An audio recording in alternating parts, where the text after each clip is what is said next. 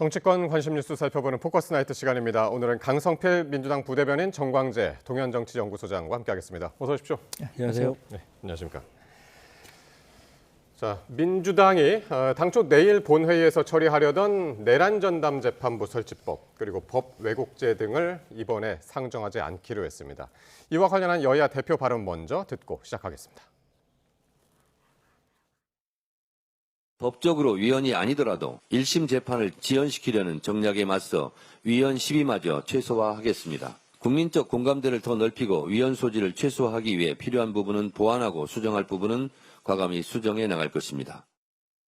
대통령실도 생각을 같이 한다며 힘을 보태고 나섰습니다. 헌법 파괴 컨트롤 타워가 대통령실이라는 것이 또 한 번 입증된 셈입니다. 내란 전담 재판부와 법 왜곡죄는 결국 범죄자 대통령 한 사람 때문이라는 사실 또한 입증된 셈입니다.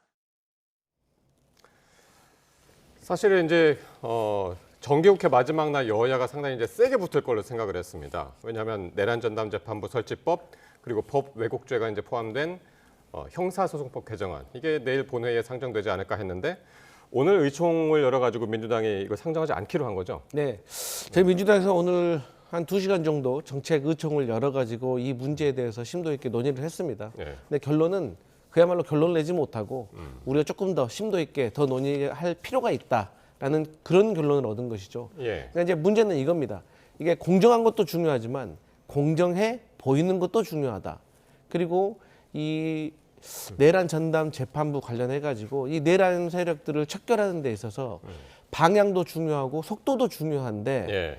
우리가 둘 다 잡을 수 있으면 좋겠지만 굳이 하나만 선택해야 된다라고 하면 속도보다는 방향이 더 중요하다. 예. 저는 이런 취지라고 생각을 하고 결정적으로 또 대통령실에서도 이런 속도 조절과 관련해 가지고 또 야당과의 그러니까 또 야당이라고 하면 우리가 이제 국민의힘이라는 제일 야당도 있지만 또 조국 혁신당에서도 나름대로의 우려를 표했기 때문에 이 부분에 있어서는 우리가 어떤 법의 완벽성을 기하는 것이 좋겠다라고 결론을 얻은 겁니다. 오늘 의총 과정이 상당히 치열했었나 봐요. 이 반대 의견을 내는 목소리가 상당히 컸고 법사위에 이제 김용민 의원하고 상당히 이제 부딪혔다는 소식도 있고 네. 어떻게 듣고 계십니까? 그러니까 이제 저희 당에서 예. 사실 이 법사위원들이 느끼는 당원들과 국민들의 어떤 내란 척결에 대한 요구와 법사위원이 아닌 또 지도부와 다른 또 상임위에 있는 의원들이 또 느끼는 이 어떤 국민들과 당원들의 요구의 체감이 좀 많이 다른 것 같아요. 왜냐하면 법사위원들 같은 경우 실질적으로 지금 실무를 하고 있는 거잖아요. 법안을 또 발의를 해야 되고. 그런데 이게 또 당원들과 지지자들이 느꼈을 때는 야 이거 직위원 재판부만 봐도 좀 불안하다. 예. 그리고 내란의 공범으로 느껴지는 사람들 이 사람들 왜 구속이 안 되는 거냐. 라는 어떤 현실적인 요구를 계속 법사위원들에게 요구하지만 비교적 지도부라든지 다른 의원들은 이런 요구에서 한 걸음 뒤에 있는 상황이거든요. 예. 그렇기 때문에 이런 어떤 대화나 소통의 과정에서 또 긴급함을 체감하는 이 과정에서 조금 차이가 있는 것 같다 이렇게 보여집니다. 근데 그런 얘기가 지금까지 뭐 안 나왔던 게 아니라 계속 나왔었는데 속도 전환을 했었단 말이에요. 네. 이렇게 방향 전환을 한 결정적인 계기가 뭐였을까요? 일단 위헌 논란으로부터 자유롭지 못하다는 사실을 본인들도 인식하고 있기 때문이겠죠. 그리고 지난 금요일에 있었던 법원장 회의 또 오늘 있었던 법관 회의에서도 지금 민주당이 얘기하고자 하는 내란특별재판부라든가 법 왜곡죄가 위헌 소지가 다분하다라는 경고음을 계속 내고 있는 겁니다. 그 법사위는요 일부 강경 의지를 갖고 있는 의원들 몇 명으로 구성되어 있기 때문에 자기들끼리 얘기하면서 이게 자꾸만 에스컬레이팅 되는 거예요. 그러니까 상승했다가 그래도 한 170명 되는 다수의 민주당 의원들이 모이다 보니까 이른바 전 집단 지성이라는 게 좀 발현됐다고 봅니다. 이대로 가면 이거 위헌 소지로 인해서 당연히 헌법재판소 가게 되고 그 기간 동안에 헌법재판이 진행되면 당연히 재판도 진행돼야 되는데 이걸 다시 법을 고쳐서 그 진행하도록 한다 그랬단 말이에요. 이런 것들이 얼마나 국민들이 봤을 때 무리한 법 적용인가. 그러니까 입법권 갖고 있다고 모든 권한을 그냥 다 행사하려고 하는 거 아닌가라는 인식들을 그래도 한 170명 되는 의원들이 모이니까 의식하지 않았을까 싶습니다. 저는 오랜만에 민주당이 올바른 방향으로 결론 내렸다고 생각하고요. 아예 추진하지 않는 것이 정답이라는 것도 다시 한번 말씀드립니다. 그러면 우상호 수석이 그러니까 당하고 대통령실이 위헌 소지를 최소화하는 범위 안에서 추진한다는데 공감대를 가지고 있다라고 이제 이야기를 해가지고 그럼 그 위헌 소지가 어떤 겁니까? 일단 위헌 소지가 뭐 한두 가지 정도가 있거든요. 그러니까 이제 뭐 사실 저희는 위헌 소지라고 생각하지 않아요. 그런데 국민의힘에서 저희 이제 이 법안과 관련해 가지고 뭐 시비를 걸 거라고 제가 예상하는 부분이 있는 것이죠. 일단 초두에 그렇게 설명을 드리고 첫 번째로는 현실적인 문제가 있는 겁니다. 그러니까 내란 전담 재판부를 설치를 했습니다.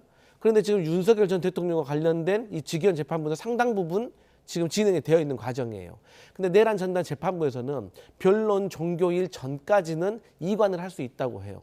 그 말은 네. 곧 직위원 재판부에 있던 윤석열 전 대통령의 이 재판이 1심이 아직 끝나지 않았는데 중간에 옮겨질 수가 있다는 거죠. 내란 재판부로. 그렇죠. 그렇게 되면 윤석열 전 대통령 측에서 위헌법률 심판 재청을 할 수가 있다는 거죠. 그러면 여기에 대해서 재판부가 이거 위헌법률로 한번 따져볼 만한 가치가 있다라고 판단을 하게 되면 이걸 헌법재판소로 넘기게 되잖아요. 그렇게 되면 재판이 이제 중단되는 겁니다. 그러면 재판이 중단되게 되면 윤석열 전 대통령이 구속 만료 기간이 6개월이면은 아마 1월 말경에는 혹여라도 보석이 인용될 수 있는 가능성이 있다. 예. 그렇기 때문에 이런 현실적인 문제가 있는 것이고 이제 두 번째로는 이 내란 전담 재판부에서 재판을 맡을 이 판사들에 대해서 우리가 뭐 헌법재판소 처장이라든지 아니면 뭐 법무부 장관이라든지 이런 분들이 추천할 사람을 추천하는 거 아니겠습니까? 후보 추천이 구성. 맞습니다. 예. 그런데 이 법무부 장관과 관련해 가지고 특히 이제 위헌 시비가 있다라고 이제 지적이 있는 겁니다. 그러니까 이게 법무부 장관이 또 검찰을 지휘할 수 있고, 검찰을 지휘하는 위치죠. 예, 그러니까 이런 것들이 어떤 이해충돌의 소지가 있을 수 있고, 또 사법부를 또 행정부가 또 이게 침해하는 거 아니야, 상권 분립 취지가 훼손되는 거 아니냐라고 이제 오해할 수 있는데 사실 이거는 독일의 사례에서 비롯된 거거든요. 독일 같은 경우는 지금 대법관을 선출을 할 때 이 하원 의회에서 하고요, 입법부죠. 그리고 16개 주의 법무부 장관들이 추천을 합니다. 그러니까 사법부를 입법부와 행정부가 추천을 하는 거예요. 견제하는 거예요. 그 이유가 뭐냐면 이 독일도 과거에 나치 정권에서 사법부가 부역했다는 그 가슴 아픈 역사가 있기 때문에 이걸 견제하기 위해서 이런 장치를 마련했기 때문에 저희 대한민국도 이런 정도의 견제를 할 수 있지 않겠냐라는 취지인데 이마저도 어쨌든 우려하는 부분이 있다면 여기에 대해서 서로 간에 우려를 불식시키고 최대한 설득해 가면서 진행하는 것이 맞겠다라는 것이 민주당의 오늘의 결론입니다.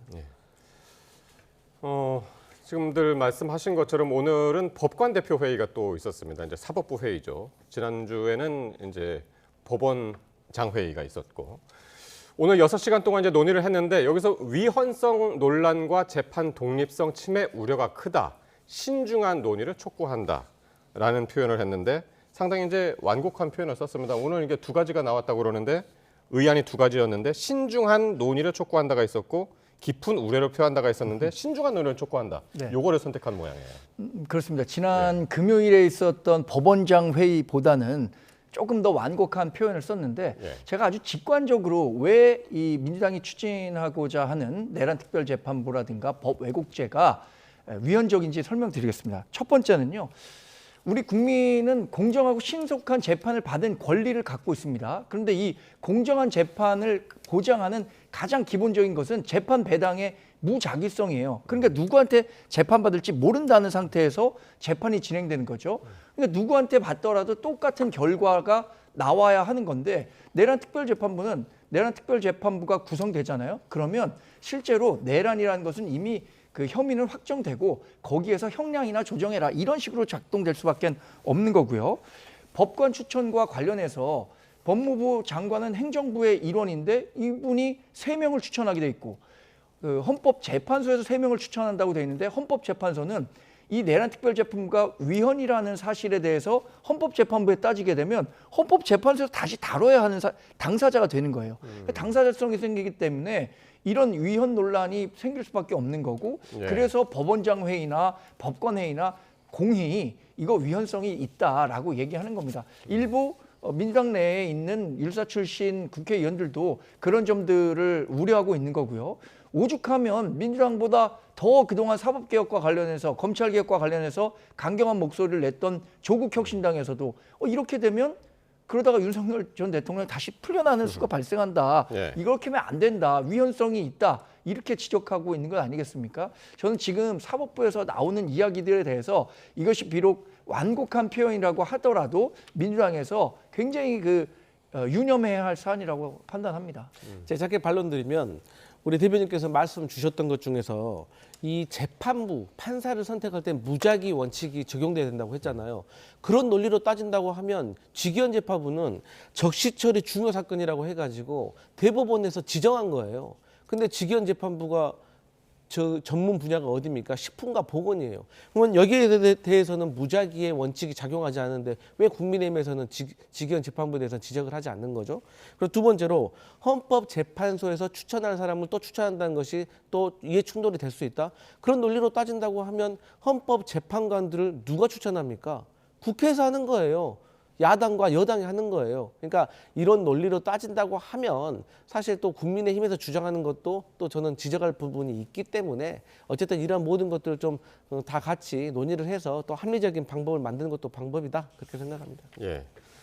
자, 지금까지 이제 조국혁신당은 사실 민주당 편에 많이 섰었죠. 그래서 이제 범여권으로 이제 분류가 됐었는데, 근데 이 혁신당에서도 이번 그 사법개혁 위헌성 관련된 지적이 나오고 있습니다. 서왕진 조국혁신당 원내대표 발언 한번 들어보시겠습니다. 이 법이 이제 통과돼서 적용이 되면은 예. 윤석열 변호인단 쪽에서는 위헌 심판 제청을 신청하게 됩니다. 예. 그리고 해당 법원이 이거를 받아서 제청을 하는 순간 예. 바로 재판 자체가 정지가 됩니다. 실제로 위헌 심판을 해서 이 특별법이 위헌이다 이렇게 결정이라도 하게 되면은 예. 그동안 진행됐던 내란 재판 전체가 무효가 되는 그런 상황이 발생합니다. 그러니까 간단히 얘기하면 차후에 위헌 심판 제청이 신청이 될 경우에 최악의 경우 재판이 무효가 될 수 있다. 이런 경우를 지금 상당히 이제 우려하는 것 같습니다. 그러니까 민주당이 지금 재판이 조금 지연되고 네. 또 직위원 재판부가 심리하는 내용을 들어보니까 이거 내란 재판과 관련해서 혹시 무죄가 나는 거 아니야? 라는 식의 불안감을 갖고 있는 것 같아요. 근데 그 막연한 불안감 때문에 이렇게 위헌 논란, 우리나라의 이 헌법 체계를 다 흔들 수 있을 정도의 논란을 감수하고 내란 특별재판부를 만들어야 하느냐, 이 부분과 관련해서는 제3, 제4 재고할 필요가 있다는 겁니다. 그래서 오늘 아마 의원총회에서도 같은 결론을 도달한 것으로 알고 있습니다. 네. 민주당 입장에서는 사실 야당이 이 반대하는 것보다도 조국혁신당이 반대하는 것에 대해서 되게 좀 더 아파할 것 같은데, 근데 이번 내란 전담 재판부뿐만 아니라 필리버스터 개정안에 대해서도 지금 반대를 하고 있잖아요, 조국혁신당이. 네, 맞습니다. 예. 근데 이제 저희 민주당이 윤석열 전 대통령에 대한 재판이 뭐 혹시라도 이제 늘어지는 것은 조금 있을 수가 있겠다라는 생각은 합니다. 하지만 윤석열 전 대통령이 석방돼서 돌아다닐 거라는 생각은 사실 하고 있지 않고, 또 직위원 재판부에 지금 어떤 재판을 진행하는 이 과정이 사실 마음에 들지는 않지만, 그럼에도 불구하고 저도 직위원 판사가 또 윤석열 전 대통령에게 무죄를 선고할 거라고 생각은 하지 않습니다. 다만 추경호 전 국민의힘 원내대표라든가 한도수 전 총리, 뭐 박성재 전 법무부 장관, 이런 분들에 대한 어떤 이해할 수 없는 영장 기각에 대해서 저희가 조금 지적해보자, 이런 면이 있다는 것이고, 일단 필리버스터와 관련해 가지고는 저희는 이제 그 의결 정족수와 관련해서 이것을 멈추고 중단시키는 점에 있어서는 저희는 숙고를 반드시 해야 된다고 생각합니다. 이게 국회 선진화법에 의해서 여야가 조금 합리적인 의사 진행을 예. 하기 위해서 여야가 합의로 만들었잖아요. 예. 그런 차원에서 소수 여당이 사실 할 수 있는 마지막에 일종의 저항권이기 때문에 저는 이 정족수는 조금 저희가 지켜줘야 된다고 생각을 합니다. 그러니까 지금 하고 있는 선에서 조금 뭐 기존에 하고 있는 방식대로 예. 저는 필리버스터는 진행하는 게 좋은데. 개정안은 지금 그 필리버스터 할 때 의석에 60명이 앉아 있어야 된다는 거잖아요. 네, 맞습니다. 근데 예. 이거는 내부적으로도 좀 논의가 좀 필요할 것 같다, 이런 생각을 하고 이제. 그럼 이것도 내일 뭡니까 본회의에 상정 안 되는 건가요? 네, 제가 알기로는 그렇습니다. 근데 이제 문제는 뭐냐면 진짜 이 필리버스터와 관련해 가지고 개정돼야 될 거는 제가 봤을 때 지금 현재 국회의장과 2명의 국회 부의장이 함께 사회를 봐야 되잖아요. 그런데 국민의힘 출신 국회 부의장이 사회를 같이 안 봐요. 저는 이거 분명히 잘못됐다고 보는 겁니다. 국회 부의장도 이제 당적을 가지 않고 그 국회의장당에 속해 있는데 본인 출신의 그 야당에서 반대한다고 해서 그거 사회 같이 안 본다? 이건 물리적으로 상당히 동료 의식도 저는 없다고 생각을 하고, 국민의힘도 사실 이런 필리버스터 종족수가 나온 이유가 뭐냐면 국민의힘에서 절실한 마음으로 필리버스터를 하고 있어야 되는데 자당 의원들 어떻습니까? 잠자다가 걸리고 자리 비우고 텅텅 비어 있고, 이거 국민들이 어떻게 생각하겠어요? 그렇기 때문에 저는 실질적으로 이 어떤 필리버스터 관련해 가지고는 좀 야당의 태도부터 좀 바뀌어야 되고 국회 부의장은 확실히 저 사회에 강제적으로 동참시켜야 된다고 생각을 합니다. 필리버스터가 아시는 것처럼 소수 정당의 합법적 의사진행 방해를 보장하고 있는 겁니다. 그런데 그것도 국회의 3분의 2 이상이 요구하면 24시간 안에 종결시킬 수가 있는 거예요. 근데 지금 민주당과 조국혁신당 그 범여권의 의석을 합하면 3분의 2가 넘습니다. 그래서 그동안 국민의힘이 진행했었던 필리버스터 다 24시간밖에 진행 못하고 다 마무리됐었던 거예요. 그런데 이 소수 정당을 배려하는 차원에서 마련한 제도를 그 24시간을 못 참아서 60명 이상이 반드시 지키도록 해야 한다, 이렇게 하는 것이 과연 선진적인 의회 운영에 과연 도움이 되는 것인가?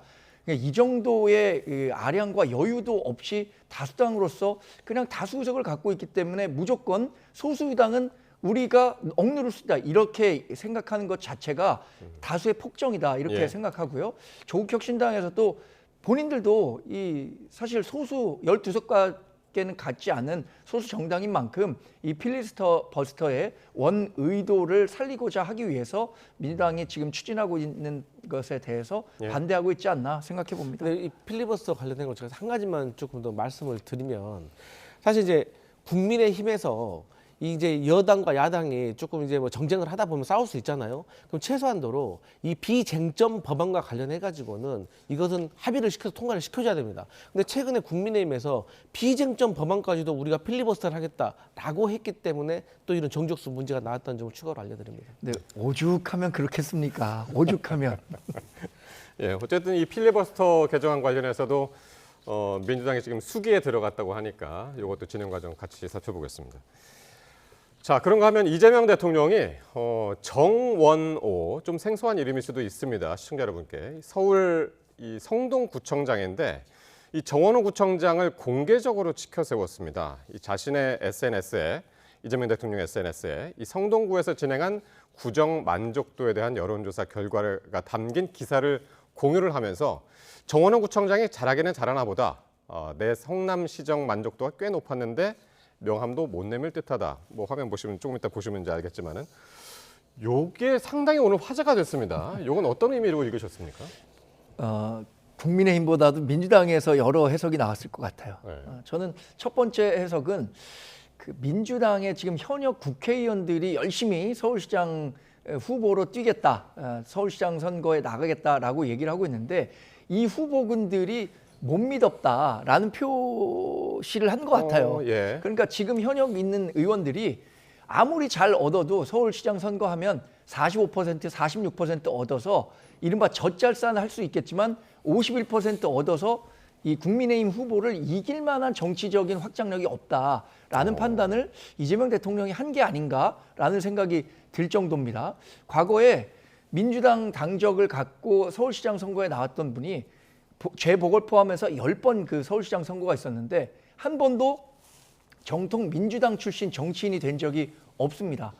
다음번 선거도 그렇게 될 가능성이 크다고 판단하기 때문에 아예 확장력이 큰, 그러니까 정치적인 때는 덜 묻어 있고 행정가로서의 전문성이 있기 때문에 지금은 비록 지지율이 좀 적을 수 있지만 이 눈덩이를 굴렸을 때 51%까지 클 수 있는 사람이 누구냐, 이 부분에 대해서 이 정원호 성동구청장을 이재명 대통령이 주목하고 있는 게 아닌가라는 판단을 전 해봤습니다. 공개적으로 지지했다. 네. 그러니까 지금 기존의 여당 서울시장 후보군이 누구냐면 지금 못 믿었다고 그 말씀하신 박홍근, 서영교, 전현희, 박주민 현역 의원들이 이렇고 홍익표 전 원내대표가 있고 말이죠. 일단 전현 의원들은 이렇습니다. 예, 어떻게 들으셨나요? 일단 지난 22년도에 지방선거가 열렸잖아요. 그때 이제 대통령 선거 직후 윤석열 전 대통령이 당선된 직후에 열린 지방선거였어요. 그래서 저희 민주당이 사실 그야말로 참패를 당했죠. 그래서 서울의 25개구 중에서 8개 구만 저희가 민주당이 승리를 했습니다. 기초단체장 중에서. 근데 나머지 7개는 그럼에도 불구하고 비교적 민주당이 강세로 보이는 지역이었습니다. 근데 그 중에서 이제 정원호 구청장이 출마했던 이 성동구가 비교적 열세가 그러니까 좀 그렇게 분류가 됐던 지역이죠. 예. 근데 거기서 이제 정원호 구청장이 당선이 돼서 살아 돌아온 겁니다. 그러니까 그렇게 더 살아 돌아올 수 있었던 거는 사실 정원호 구청장의 구청장으로서 구정을 운영하는 능력이 높이 평가됐기 때문인 거예요. 근데 그런 차원에서 이재명 대통령께서도 기초단체장으로 시작을 해서 광역단체장을 거쳐서 당대표를 거쳐 대통령이 되신 분이기 때문에 아무래도 기초단체장에게 조금 더 애착이 가는 것이 아닐까라는 그런 생각을 해보고 예. 이건 제가 선의로 생각을 하는 건데 지금 저희 민주당에 10분 정도가 있는 이 서울시장 후보군이 있어요. 근데 우리 앵커께서 말씀하셨듯이 다른 분들이 다 이 현역 국회의원들입니다. 그리고 이제 홍익표 전 의원 같은 경우도 전 원내대표 출신이에요. 그렇다 보니까 비교적 우리 정원호 구청장이 그 안에서 이 좀 급으로 체중으로 좀 따졌을 때는 조금 무게감이 좀 딸리지 않나. 그렇기 때문에 대통령께서 마음속으로 또 그렇게 응원을 한 것이 아닌가라고 생각을 하는데 어디까지나 저는 대통령께서 기초단체장으로서 구정 운영에 대한 그 만족도가 높이 나온 그 팩트를 가지고 칭찬을 하신 것이지 본인이 뭐 정원호 구청장이 뭐 서울시장이 되겠다고 해서 저렇게 띄워준다고 하면은 다른 민주당, 다른 서울시장 후보군을 적으로 만드는 건데 대통령께서 아니 그러니까요. 그러니까 그 그렇게 나머지 하시겠어요? 후보군들이 지금 굉장히 서운해할 것 같은데. 네, 아니 예. 물론 유쾌하진 않겠죠. 예, 경사스러운 일도 아니고 하지만 그럼에도 불구하고 이제 민주당의 경선 구도가 더 활발해지고 또 예. 정은호라는 또 좋은 인물이 있다면 또 상품이 있다면 또 우리가 키워야 될 또 필요성도 있지 않겠습니까? 그래서 근데 너무 교과서적으로만 해석하신 것 같아요. 여기에는 사실 정치적 함의가 있다고 봐야죠. 제가 말씀드린 것처럼 지금 현역 의원들은 정치색이 굉장히 강하기 때문에 민주당 지지자들은 열광해서 그분들을 지지할 수 있지만 결국 서울시장 선거라는 것은 중도 진영의 표를 받아야 하는데 국민의힘 후보로 가장 유력한 분이 오세훈 서울시장이에요. 오세훈 서울시장은 중도 진영에서는 적어도 어느 정도의 경쟁력을 인정받고 있는 분이란 말이죠. 이분의 표를 받기 위해선 이렇게 정치색이 있는 사람보다는 이 일반 유권자에게 이른바 프레시한 그 효과를 줄 수 있는 정원호 그 성동구청장을 한번 붐업 시켜보자라는 의도가 있지 않고는 이거 올리기가 어렵죠. 근데 오늘 이게 네. 언제를 지금 연상케 하냐면 작년 전당대회 때 네. 김민석 최고위원 후보자가 저 순위 밖에 있다가 요즘 왜 이렇게 김민석 뭐 표가 안 나오지 했더니 바로 그 다음에 그 1등으로 되지 않았어요? 근데 그때와 예. 상황이 다른 게 지금 정원호 구청장이 순위 밖에 있는 분이 아닙니다. 저희가 자체적으로 조사를 하고 지금까지도 서울시장 후보와 관련해 가지고 여론조사를 해보면 어떤 여론조사에서는 1위를 한 것도 있어요. 거의 대부분은 이제 박주민 의원이 선두를 달리고 있는데 그러니까요. 예. 정원호 청장이 선두를 한번 뺏은 적도 있고 또 지금 상위권에 있기 때문에 과거에 뭐 순위 밖에 있었는데 뭐 이재명 대통령이 뛰어가지고 1위까지 올리려고 하는 것이 아니냐. 그것은 조금 무리가 있는 것 같고 예. 어쨌든 저는 뭐 우리 정광재 대변인께서 정원호 구청장에 대해서 높이 평가해 주시니까 기분도 좋은 것이고 이렇게 뭐 행정을 잘하시는 기초단체장이 또 예. 서울시장이 될 수 있는 것도 저는 서울 시민의 선택 중에 하나라고 생각을 하고 또 선택권이 넓어지는 것도 저희 민주당의 경쟁력 차원에서 좋다고 생각을 합니다. 그러니까 정원호 구청장 입장에서는 상당히 기분이 좋을 것 같고 오늘 원조 일잘러께서 일을 잘하는 일잘러께서 이런 칭찬을 하니까 감개무량하다 이런 그 이야기도 자신의 SNS에 또 이제 실기도 했습니다만은 요거는 팩트 확인을 하나 해야 될 것이 추미애 법사위원장 위원장직 사의를 표했다고 하던데 요거는 어떻게 되는 겁니까? 저는 그 추미애 법사위원장이 네. 사실상 사의를 표명했다고 생각을 하고 네. 다만 이제 언제 사의를 하느냐, 언제 직을 내려놓느냐가 저는 관건이라고 생각을 합니다. 근데 그러니까 경기지사 나오려는 것이죠? 저는 그렇게 생각을 하고 있고 네. 뭐 자천 타천 그렇게 논의가 되고 있기 때문에 네. 근데 다만 이제 추미애 법사위원장이 생각을 했을 때 과연 뭐 연내에 할지 아니면 연초에 할지는 사실 두고 볼 일이지만 어쨌든 예. 뭐 경쟁력이 있고 또 중진으로서 또 충분히 또 경기도를 위해서 저는 또 충분히 봉사할 수 있는 능력이 있는 분이라고 생각하기 때문에 저는 뭐 조만간 본인의 거취를 좀 결정하지 않을까 이런 생각해 봅니다. 그렇군요. 네. 내년 지방선거에 뭐 서울시장, 경기도지사 다 이제 여권 안에서도 야권 안에서도 뭐 다 지금 경쟁이 치열한 상황에서 이런 이야기들이 오가니까 또 상당히 이제 관심 있게들 봤고요. 자, 그리고 소년범 이력이 불거지면서 주말 사이에 이 연예계 은퇴를 선언한 배우죠. 조진웅 씨. 조진웅 씨를 둘러싸고 정치권에서 논쟁이 벌어졌습니다. 과거의 조진웅 배우의 모습 몇 장면 보시겠고요. 또 이번 사태에 대한 국민의힘 반응까지 함께 보시겠습니다. 올해 76주년 광복절은 전설적인 독립영웅 홍범도 장군께서 대한민국의 땅으로 돌아오신 영예로운 날이었습니다. 충성을 다할 것을 굳게 다짐합니다. 왜 전직 교수, 학자, 심지어 민주당 국회의원까지 개입해서 이 진영 전체가 옹호를 하고 나서는가? 최악질 범죄 아니겠습니까? 우리는 진영 논리에 의해서 이야기하는 것이 아닙니다. 의로운 척, 정의로운 척한 한 연예인의 퇴장을 볼 뿐입니다. 사실 주말 지나면서 대한민국에서 가장 뜨거웠던 이슈가 바로 조진웅 씨 관련 소식이었습니다. 그동안 이제 방송에서 또 이제 영화 속에서 형사라든가 독립투사 이런 이제 각종 의로운 역할을 해왔기 때문에 그 충격이 더 컸는데 주말 사이에 연예계 은퇴 선언을 한 데 이어서 이게 정치권 공방으로까지 벌어졌습니다. 이번 사태 어떻게 보고 계신지도 궁금하네요. 저는 그 조진웅 씨가 본인의 잘못에 대해서 책임을 지고 대중의 인기를 먹고 사는 연예인으로서 본인의 커리어를 마무리하겠다라고 했었을 때 그냥 이 논쟁이 끝나는 줄 알았어요. 네. 그런데 이 논쟁이 주말 사이에 왜 불거졌는가 보면 이른바 진보 좌파 진영의 지식인이나 국회의원이라는 분이 갑자기 조진웅 씨에 대해서 쉴드를 치고 엄호를 하기 시작합니다.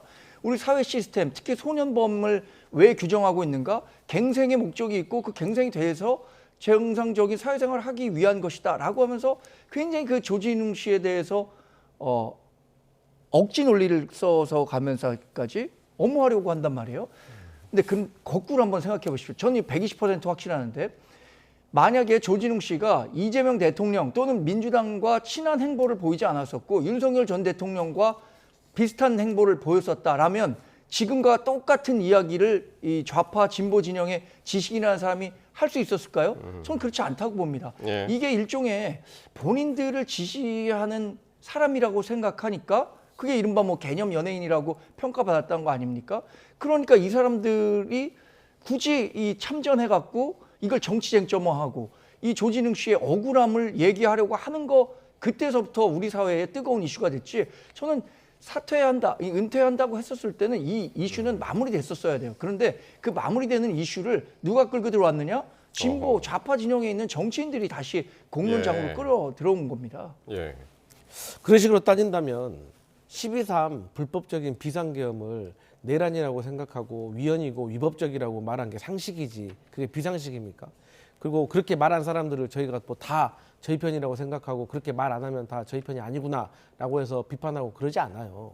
저는요 오히려 이상한 게 지금 흐르는 어떤 감정선이 민주당이거나 혹은 법여권이면 조준웅이라는 이 배우를 다 응원하는 것처럼 그렇게 호도를 하고 있고 국민의힘 사람들이면 조진웅이라는 사람을 다 비판하고 있는 것처럼 마치 이분법적으로 가르고 있는데 전혀 그렇지가 않아요. 제 주변만 하더라도 민주당 당원이고 지지자이면서 조진웅 씨에 대해서 부정적으로 생각하시는 분도 있고 국민의힘 당원이고 지지자고 정치인이면서 또 저에게 조진웅 씨에 대해서 응원하는 사람이 있어요. 그렇기 때문에 저는 마치 정치 성향에 따라서 조진웅에 대한 입장이 응원과 비판으로 갈리는 것처럼 말하는 자체가 저는 잘못됐다고 생각하고 본질은 조진웅이라는 배우가 있는데 이 사람이 과거에 큰 잘못을 했대요.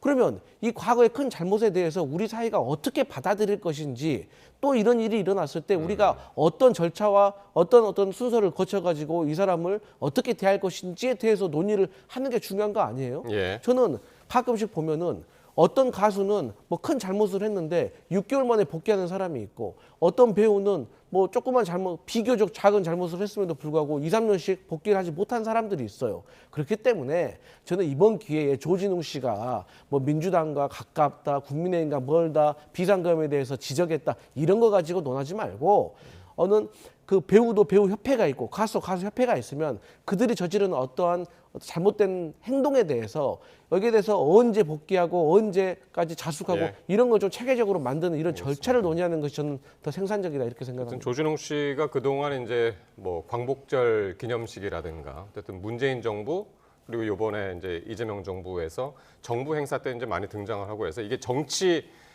논쟁으로 이제 번졌고 또 하나가 뭐냐면 피해자하고 국민 정서를 생각할 때 마땅한 응보다라는 의견하고 미성년 시절 처벌받은 이력을 30년이 지나서 문제 삼는 게 이게 적절하냐? 요 논쟁하고 이제 두 가지거든요. 두 번째 논쟁에 대해서는 어떻게 보세요? 저는 그래서 대중의 인기를 먹고 사는 연예인으로서 이 부분에 대한 책임을 지고 은퇴한다고 했었을 때 그 정도 선택이면 본인이 할 수 있는 최대한의 책임을 지는 것이다 라고 판단을 했어요. 그런데 그 죽어가는 이슈를 괜히 민주당 인사들, 민주당과 가까운 사람들이 꺼내들면서 오히려 조진웅 씨를 더 곤혹스럽게 하고 있는 거 아닌가라는 생각이 듭니다. 만약에 조진웅 씨가 정말로 김어준 방송 나가지 않는 그냥 일반적인 연예인이었다면 이런 식의 논란이 더군다나 우리가 청소년 범죄였다고는 하지만 상당히 높은 수준의 범죄를 저질렀음에도 불구하고 민주당 지지하는 분들이 조진웅 씨가 은퇴하는 것이 안타깝다. 뭐 사회 갱생의 모범적인 사례다. 이렇게 얘기했을까? 좀 상식적으로 그랬을 것 같지 않아 갖고 민주당이 이 문제를 꺼내 드는 순간부터 저는 좀 잘못된 논쟁으로 가고 있다고 판단합니다. 네, 이게 예전에 이제 조진웅 씨의 과거 이력이 뭐냐면 차량 절도하고 이제 성폭행인데 그 중에서 이제 성폭행 부분은 이제 인정하지 않았죠, 본인이. 네. 근데 지금 과거에 이 학폭 문제로 상당히 이제 문제가 됐던 연예인들 또 운동 선수들 있잖아요. 네. 상당히 이제 비난을 받았고 그만큼 이제 죄가를 사회생활을 하면서도 치르는 그런 과정들을 봤는데 그거하고의 형평성 이 문제는 어떻게 보십니까? 그래서 제가 앞서 말씀드렸던 게 예. 그러니까 우리가 이제 학교를 다닐 때 그 학폭위가 있었던 세대가 있고 없었던 세대가 있습니다. 그러니까 없었던 세대 같은 경우가 이제 조진웅 씨 같은 상황인 거겠죠. 그리고 이제 뭐 운동 선수가 학폭위가 있었을 때는 그 학폭위의 처분 결과에 대해서 또 사회적인 또 처우가 있는 것인데 저는 이 문제는 이렇게 생각을 합니다. 뭐 30년이 됐든 10년이 됐든 1년이 됐든지 간에 조진웅이라는 배우 본인이 판단을 했을 때 지난날의 본인의 과오에 대해서 저는 먼저 대중 앞에 저는 솔직하게 사과를 하는 자세를 먼저 보이는 게 먼저고요. 예. 그 사과를 본 다음에 저는 본인이 또 여론을 보고 은퇴를 할지 안 할지 결정을 하고 또 방송사에서도 이런 조진웅을 우리가 쓰는 게 맞다, 써서는 안 된다라고 자체적으로 판단을 할 것이고 만약에 본인들이 판단을 해서 썼는데 대중이 또 판단을 해서 조진웅이 난 보기 싫다라고 하면 시장에서 외면을 받는 것이고 또 조진웅이 나온 어떤 영화나 그 예능 작품에 대해서 예. 또 국민들이 또 선택을 해주면 또 그 자체로 사회적으로 흡수가 된 것이라고 생각하기 때문에 저는 지금에 있어서는 조진웅 씨가 솔직하게 이 논란되는 부분에 있어서 예. 먼저 털어놓는 것이 순서다. 그 다음에 방송사 국민들의 어떤 평가가 따르는 것이 맞다. 저는 그래 봅니다. 다시 한번 본인이 직접 대중 앞에 나서 가지고 진솔한 사과가 필요하고 그 다음에 다시 한번 이 과정을 여론을 보면서 또 거치는 것이 좋을 것 같다라는 의견 마지막으로 듣겠습니다.